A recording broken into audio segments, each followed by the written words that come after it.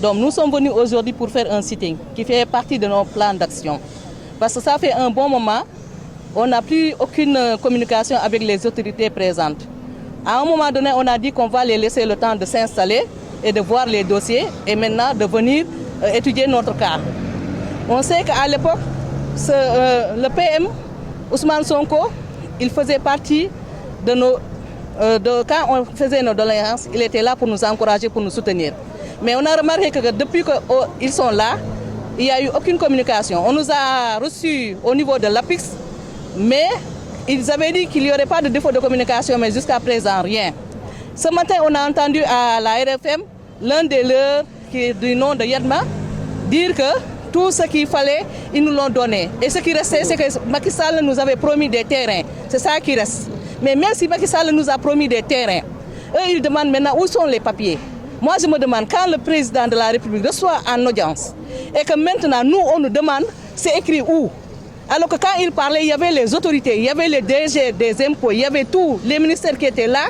Et maintenant, nous, on nous demande, c'est ça qu'on ne comprend pas. Maintenant, depuis que ces gens-là sont venus, on a écrit des demandes d'audience au PM, au président, au DG de l'APIX, rien à faire. Et quand on les rencontre, ce qui est plus étonnant, on nous amène des gens qui n'ont aucune autorité, qui sont là pour écouter et pour aller rendre compte. Mais on se rend compte, ils ne rendent pas compte. On ne voit aucun PV ni de compte rendu des rencontres qu'on fait. Et maintenant, quand on insiste, on nous dit, c'est écrit où? Dans quel pays nous sommes? Quand un président de la République dit quelque chose, donne des décisions, des directives, et qu'on n'exécute pas ça, on a attendu Macky Sall, ça fait maintenant presque 8 ans.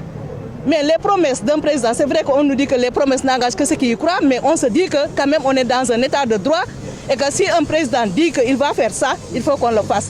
Et que les autorités administratives qui sont là ne doivent pas faire du dilatoire jusqu'à nous faire vivre 8 ans de calvaire.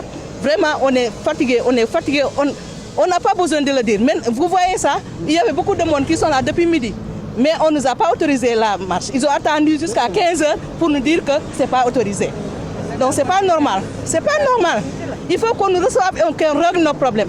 Parce qu'on se voit ici, à l'époque, on donnait aux joueurs des terrains et des millions. À ce moment-là, nous, on était là, on ne nous a rien donné. Mais quand tu veux la justice, fais l'équité. Il n'y a pas d'équité. Et si tu dis que pourquoi on donne aux joueurs des terrains, des millions, on te dit ligne de. Mais nous, ce qu'on a fait, on a permis à ces terres-là de marcher. Ouais. Si maintenant des milliers de gens prennent le terre et se glorifient de cette terre, c'est à cause de nos sacrifices. Ouais, il faut qu'on nous rende nos droits.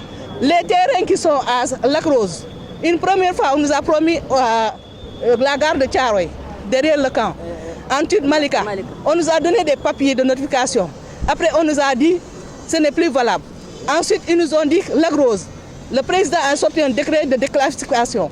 On nous a donné ce terrain-là. Maintenant, depuis 2021, ils sont en aménagement. Alors qu'on nous avait dit, en octobre 2021, octobre 2022, ce serait fini. Et jusqu'à présent, rien. On est fatigué. Il y a nos gens qui meurent, chaque jour qui meurent.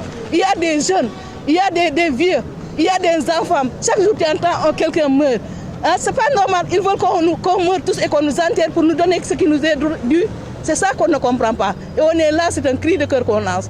Au PM Ousmane Sonko, qui était là quand on se luttait, au président Diomaye, on a dit Djoubal Djoubanti. Il faut qu'il se lève et qu'il Djoubanti notre cas.